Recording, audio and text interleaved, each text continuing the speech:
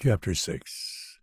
Dunra O'Shane was attired in a long brown linen smock and hard at work on a drawing when we arrived at the cloisters shortly before luncheon.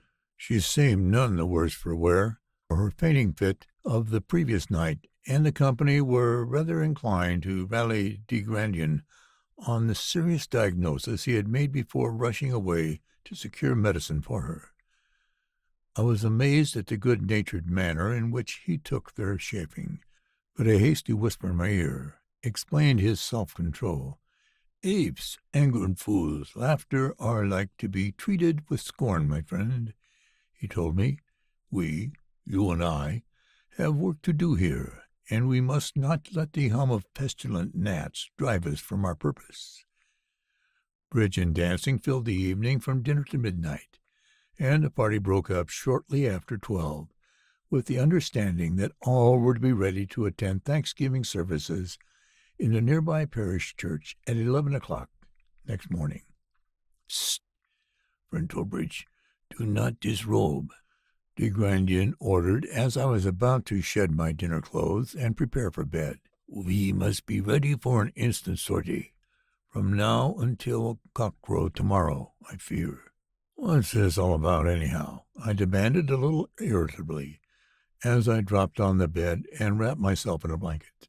There's been more confounded mystery here than I ever saw in a harmless old house. What with Miss O'Shane making funny drawings, throwing fainting fits, and bugles sounding in the courtyard, and— harmless, did you say?" he cut in with a grim smile. "My friend, if this house be harmless, then prussic acid is a healthful drink. Attend me with care, if you please. Do you know what this place is?" "Certainly I do," I responded with some heat. "It's an old Cypric villa brought to America, and—" "It was once a chapter house of the Knights of the Temple," he interrupted shortly, "and a Cyprian chapter house at that. Does that mean nothing to you? Do you not know the Knights Templars, my friend?" "I ought to," I replied. "I've been one for the last 15 years. "Ooh, la, he laughed. "You will surely slay me, my friend. You good, kind American gentlemen who dress in pretty uniforms and carry swords are no more like the old Knights of the Temple of Solomon than are these other good men who wear red tarbooshes and call themselves nobles of the mystic shrine, like the woman-stealing, pilgrim-murdering Arabs of the desert. Listen, the history of the Templars' order is a long one, but we can touch its high spots in a few words. Formed originally for the purpose of fighting the infidel in Palestine and aiding poor pilgrims to the Holy City, they did yeoman service in the cause of God. But when Europe forsook its crusades and the Saracens took Jerusalem, the knights, whose work was done, did not disband, nor they. Instead, they clung to their various houses in Europe and grew fat, lazy, and wicked in a life of leisure, supported by the vast wealth they had amassed from gifts from grateful pilgrims and the spoils of battle. In 1191, they bought the Isle of Cyprus from Richard I of England and established several chapter houses there. And it was in those houses that unspeakable things were done.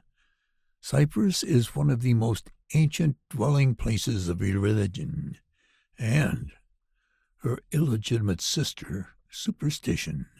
It was there that the worshippers of Cytherea, goddess of beauty and of love, and other things less pleasant, had their stronghold. Before the Romans held the land, it was drenched with unspeakable orgies. The very name of the island has passed into an invidious adjective in your language. Do you not say a thing is Cyprian when you would signify it as lascivious? Certainly. But hear me, he persisted, waving aside my interruption. This Cytherea was but another form of Aphrodite, and Aphrodite, in turn, was but another name for the Eastern goddess Istarte, or Istar. You begin to comprehend?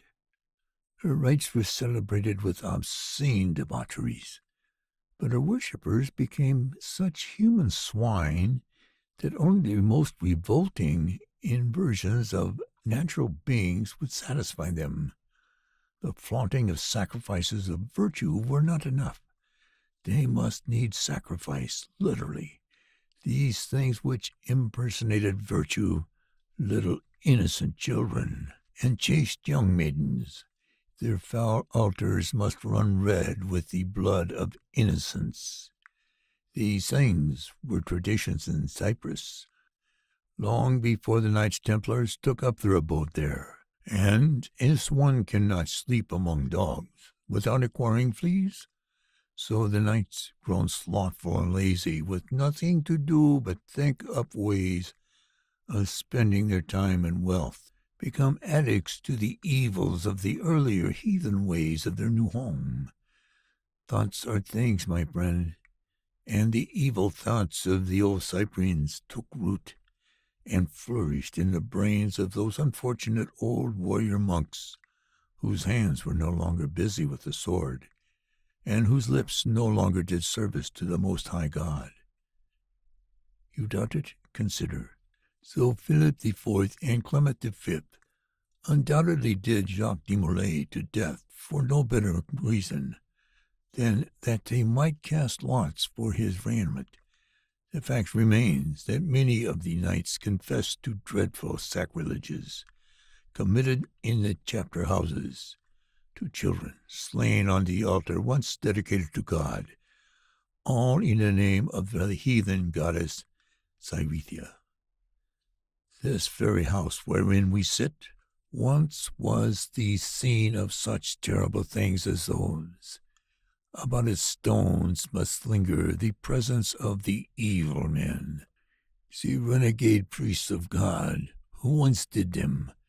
These incarnate intelligences have lain dormant since the 14th century, but for some reason, which we shall not now discuss, I believe they have wakened into physical beings once more.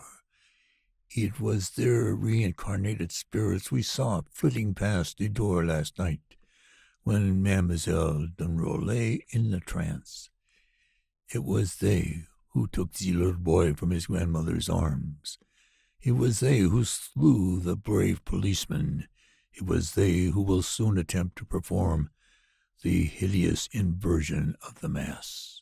"Say, Herr de Grandin," I expostulated, "there have been some decidedly queer goings-on here, I'll admit. But when you try to tell me that a lot of old soldier monks have come to life again and are traipsing around the countryside stealing children, you're piling it on a bit too thick. Now, if there were any evidence to prove that—" "Silence!" His sharp whisper brought me up with a start as he rose from his chair and crept cat-like toward the door, opening it a crack and glancing down the darkened corridor outside. Then, "Come, my friend," he bade in a low breath, "come and see what I behold."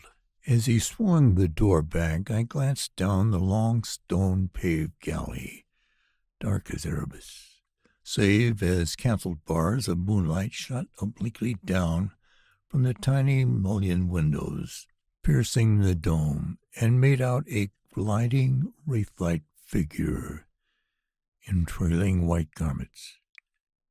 "Dunrow Shane," I murmured dazedly, watching the retreating form slipping soundlessly down the dark balcony. The wavering light of the candle she bore in her upraised hand cast gigantic shadows against the carved balustrade and the sculptured uprights of the interlaced arches supporting the gallery above, and hobgoblin shades seemed to march along beside her, like an escort of unclean genii from the legions of Elbis. I watched open-mouthed with amazement as she slipped down the passage, her feet obscured in a haze of trailing draperies. treading noiselessly, her free hand stretched outward toward the balcony rail. Next moment, the gallery was deserted, abruptly as a motion picture fades from the screen when the projecting light winks out. Dunroe O'Shane and her flickering rushlight vanished from our sight. "Quick, friend Downbridge," the Frenchman whispered after her. "It was through that further door she went." Quietly as possible, we ran down the galley, paused before the high, pointed-top door, and wrenched it at its wrought-iron handle. The oaken panels held firm, for the door was latched on the farther side. 10,000 little devils," de Grandin cried in vexation. "We are stalemated." For a moment I thought he would hurl himself against the 4-inch planks of the door in impotent fury, but he collected himself with an effort, and drawing a flashlight from his jacket pocket, handed it to me with the command, "Hold the light steady on the keyhole, my friend." The next instant he sank to his knees, produced 2 short lengths of thin steel wire, and began methodically picking the lock. "Aha!" he exclaimed as he rose and dusted the knees of his trousers. "Those old ones built for strength, friend Trowbridge, but they knew little of subtlety. Little did that ancient locksmith dream his handiwork would one day meet with Jules de Grandin." The unbarred door swung inward beneath his touch, and we stepped across the stone sill of a vast dungeon-like apartment. "Mademoiselle," he called softly.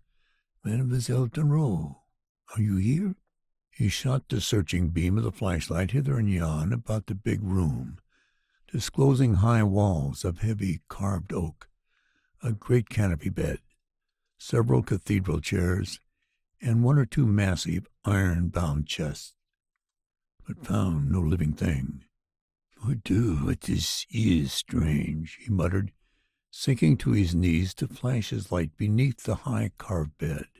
"Into this room she did most certainly come but a few little minutes ago, gliding like a spirit, and now, poof, out of this same room she does vanish like a ghost." Though somewhat larger, the room was similar to most other bedchambers in the house, paneled with rather crudely carved age-blackened wood for the entire height of its walls, ceiled with high beams which still bore the marks of an adze, and floored with octagonal marble tiles of alternate black and white. We went over every inch of it, searching for some secret exit, for, save the one by which we had entered, there was no door in the place, and the 2 great windows were of crude, semi-transparent glass, let into metal frames securely cemented to the surrounding stones. Plainly, nobody had left the room that way. At the farther end of the apartment stood a tall wardrobe, elaborately decorated with carved scenes of chase and battle. Opening one of the double doors letting into the press, the guardian inspected the interior, which, like the outside, was carved in every available place. He said, surveying the walls under his flashlight. "It may be that this is but the anteroom to... He broke off, pointing dramatically to a carved group in the center of one of the black panels. It represented a procession of hunters returning from their sport. Deer, boar, and other animals lashed to long poles which the huntsmen bore shoulder high. The men were filing through the arched entrance to a castle, the great doors of which swung back to receive them. One of the door leaves apparently had warped loose from the body of the plank from which it had been carved. "It is very clever, isn't it?" my companion asked with a delightful grin. "Had I not seen such thing before, it might have impressed me. As it is..." Reaching forward, he gave the loosened end a sharp, quick push, and the entire back of the wardrobe slipped upward, revealing a narrow opening. "And what have we here?" de Grandin asked, playing a spotlight through the secret doorway. Straight ahead, for 3 or 4 feet, rang a flagstone sill, more smooth in the center, as though with the shuffling tread of many feet. Beyond that began a flight of narrow stone stairs, which spiraled sharply down a shaft like the flue of a monster chimney. De Grandin turned to me, and his little heart-shaped face was graver than I had ever seen it. "Drobich, dear kind friend," he said, in a voice so low and hoarse I could scarcely make out his words, "we have faced many perils together, barrels of spirit and barrels of flesh, and always we have triumphed. This time we may not. If I do not mistake rightly, there lies below these steps an evil more ancient and potent than any we have hitherto met. I have armed us against it with the weapons of religion and of science, but I do not know that they will avail. Say then, will you turn back now and go to your bed? I shall think no less of you, for no man should be compelled to face this thing unknowingly, and there is now no time to explain. If I survive, I shall return and tell you all. If I come not back with daylight, know that I have perished in my failure, and think kindly of me as one who loved you deeply. Will you not now say adieu, old friend?" He extended his hand, and I saw the long, smooth-jointed fingers were trembling with suppressed nervousness. "I will not," I returned hotly, stung to the quick by his suggestion. "I don't know what's down there, but if you go, I go too." Before I realized what he was about, he had flung his arms about my neck and kissed me on both cheeks. "Onward, then, brave comrade," he cried. "This night we fight such a fight as has not been waged since the sainted George slew the monster."